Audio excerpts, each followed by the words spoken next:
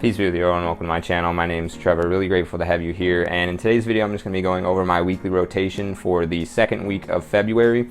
Tomorrow's the 14th, so we're just right about 2 weeks in. Starting off Monday last week, it was a little bit cloudy, a little bit wet, a little bit damp in the air, right around like 40 degrees, so kind of spring, winter transitioning into spring sort of weather.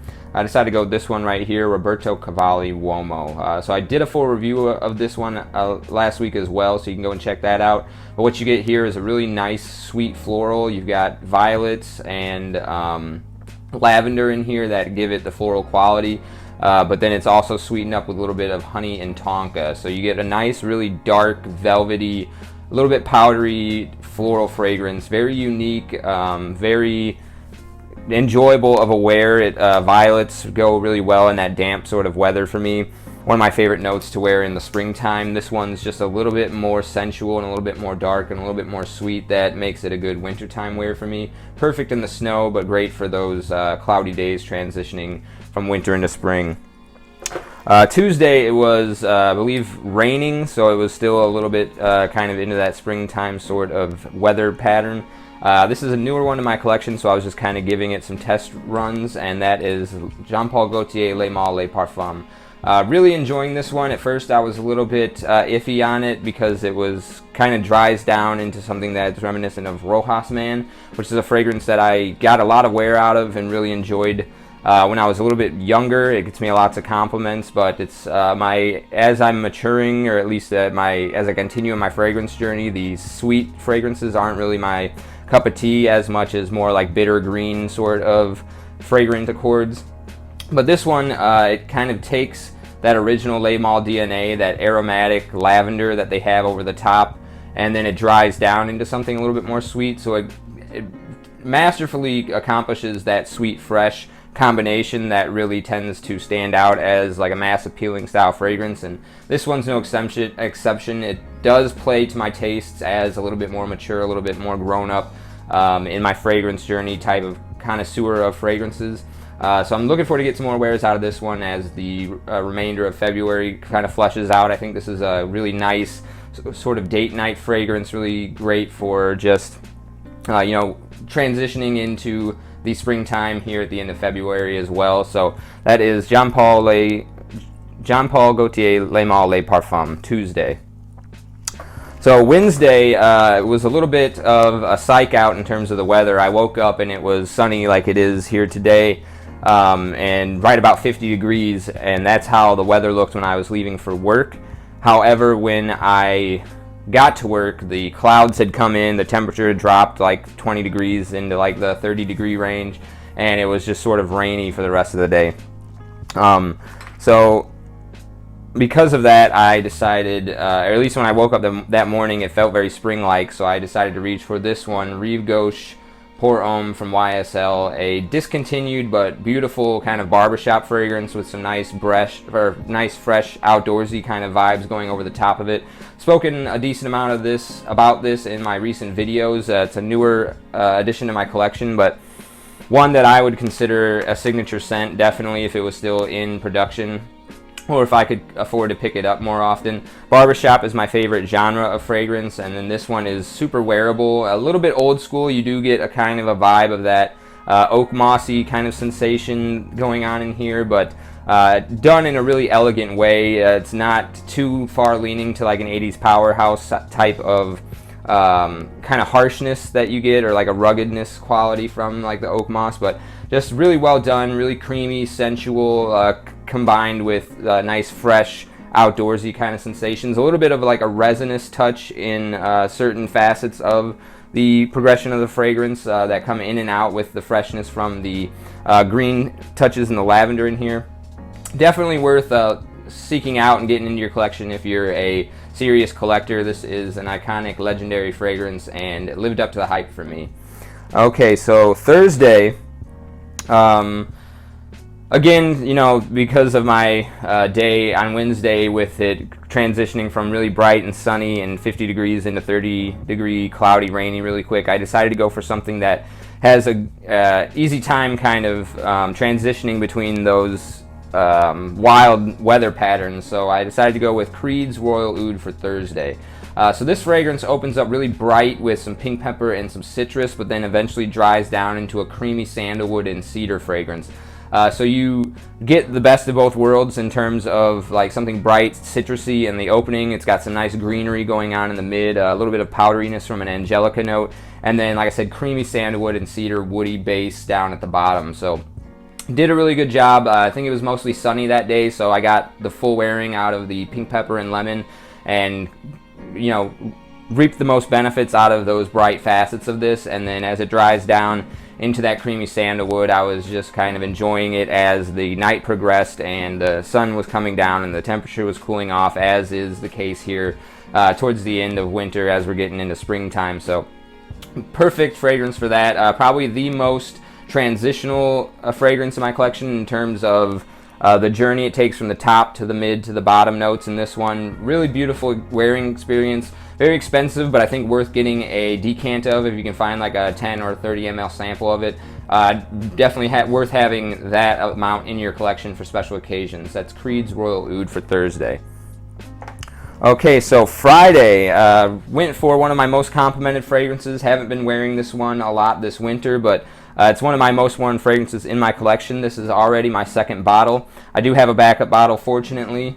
Running low on this juice level here. This is Guerlain L'Homme Ideal Eau de Parfum.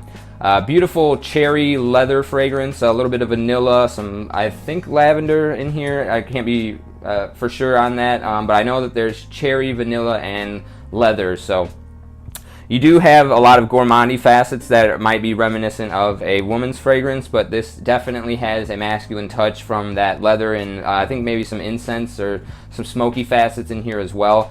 Like I said, one of my most complimented fragrances in my collection. Clearly one of my most worn, as this is my second bottle already and I'm about to run out. I think one of the best for the month of February and date night occasions, and also one of my favorites for transitioning from winter into spring. This one really pops off my skin when it's getting hit with raindrops when I'm out. I deliver for a restaurant, and when I'm outside in the rain, this one, especially like in that warm rain kind of weather pattern where it's like dark and cloudy and wet and rainy, but it's still like 50 or 60 degrees out, and it's just, this shines so perfectly well in that situation, but great all the way through the winter. Really, I think you can pull this off anytime. A little bit more difficult to do in the high heat because there's a lot of powdery sweetness going on, but all-star fragrance. Definitely get your hands on this one if you haven't already. Probably my second favorite out of the line. I think the L'Intense is slowly moving into the #1 spot because it's a little bit more wearable for me, a little bit more grown up, not as sweet. As I said, as I mature in my fragrance journey, I am inclining away from the more sweet fragrances, but this one's still super pleasurable to wear, still gets me a lot of compliments. Guerlain L'Homme Ideal Eau de Parfum for Friday. Saturday, I think I was shooting a video on like the top 10 black bottled fragrances in my collection. This one made the #1 list, so I decided to wear it as my fragrance of the day. Haven't really been wearing it as much since I got it, so I wanted to give it a full wearing, and what an enjoyable wearing it was. A little bit difficult to find right now. It may or may not be discontinued, but it's certainly very rare, and this is Enchanted Forest from the Vagabond Prince. Beautiful coniferous foresty vibe, as the name would suggest with the Enchanted Forest, but then one of the most unique fruity accords going on in between all of that coniferousness. It mostly dries down to the fruit on me, where like the majority of the journey takes you through a forest. It still retains that fruitiness of the deep dry down and sort of what it kind of mellows out to. The fruitiness in here reminds me explicitly of a type of Hubba Bubble strawberry watermelon bubblegum. Not in a synthetic way at all. The quality of ingredients in here is through the roof. I think this is the same perfumer who did Sartorial for Penhaligon's. So amazing artistic quality and artistry going into the perfumer's craft here in this one. And I think the presentation on the bottle is also exquisite. One of my favorite presentations in my collection. Yeah, also again, really beautiful for transitioning from the winter into the spring. You've got that coniferous vibe going on to play well in with the cold weather, and then the fruit in here, like the black currant and everything, just goes really well with that bright and rejuvenating quality that spring and the sunshine brings to the table. So that was Saturday, Enchanted Forest from the Vagabond Prince. Okay, so Sunday, I actually, this is going to be 10 fragrances in this video, because Sunday I had worn 4 fragrances, did a little bit of layering. So I woke up that morning early, and it was only like, it was sub 20 degrees. So, you know, it was like 19 degrees about when I first woke up. So I was expecting it to be really cold that day. So I reached for something a little bit more resinous, a little bit more intimate, something that I could wear around the house and enjoy, and to accent the cold really well, and that is Prada Amber Pour Homme Intense. So this is like I said, a beautiful kind of resinous fragrance. It captures the same DNA as the original Prada Amber, but it accents some different notes. So in the Prada Amber, I get more of the soapy qualities and like a lot of the saffron. And this one, the myrrh is really accented a lot more. But, you know, as I was wearing this fragrance, it was starting to heat up a little bit. The temperature was rising. I noticed that this didn't have, at least I don't get a lot of projection off of this fragrance when I'm smelling it, but I think there's something in both this and the original Prada Amber that I go anosmic to, because I smell it incredibly potently when I first spray it on, and then I don't really get much of it unless I'm digging my nose into my hand throughout the wearing of it. So that could just be me going to anosmic to something in here, but because it was sitting so intimately on my skin, I decided to layer it with another fragrance in my collection, recent edition that I got based off of a subscriber recommendation. It has surprisingly very similar notes, but a lot more of an aromatic, fresh briskness on the top. They list like an ice cube accord and then some basil in this one, and that is Bal de Serini Black.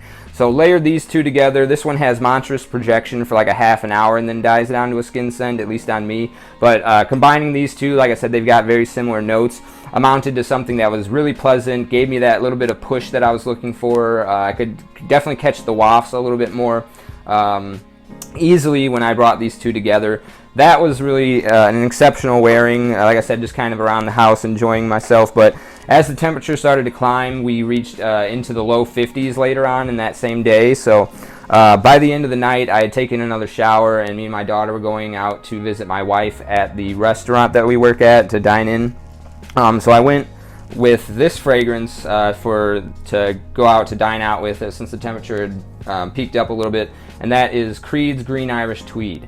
Definitely starting to get an itch for the actual springtime to get here, like March, April, May. Just that warm breeze where you've got the windows open in the house, you're doing a little bit of spring cleaning, just getting that fresh, invigorating, clear-mindedness that spring kind of brings to the table. This fragrance captures that really perfectly. So you've got like lemon verbena that adds a little bit of like a minty quality that, and mint is one of my favorite fragrance notes to wear in the spring. A little bit of powderiness from some iris, and then violet is the main player in here. And like I said earlier in the video, violet's one of my favorites to wear in the springtime, in rainy days. Incredibly classy, elegant. Wish I could get my nose on some vintage batches of this one, because I'm sure that this one has gotten beat up like the most of the rest of the Creed fragrances, but still incredibly enjoyable wear. I have tried Très Nuit by Armaf, and that one kind of gives me a headache, but captures the scent profile really well. This one just has some little subtle differences that I do appreciate, and I'm glad that I ended up getting the full bottle thereof. But yeah, so wore this one out to the restaurant, just nice, clean, classy, masculine. And then when I got home later that night, I kept this on my skin, but decided to put on a bedtime fragrance over the top of it, and it ended up amounting to a really interesting layering combination. But for my bedtime fragrance to end off the week, that was Pour Homme de Caron. Near about 100-year-old fragrance, smells like a really sweet Play-Doh. Lavender dominant, so that's why I wore it for bed, because it helped me relax. And then the combination of these two amounted to smelling an awful lot like the sport flanker to this fragrance right here, which also has lemon verbena. And I think ambergris you get in here, and then also in the sport flanker of this one. So that was my week in fragrance. Gonna cut this video a little bit shorter. I'm kind of running a little bit behind on my way out to work right now. But let me know in the comment section below how your weekly rotation looked. Let me know if you tried any of these or are on the lookout for them. And I appreciate you sticking with me to the end of this video. I'll see you in the next one. Take care.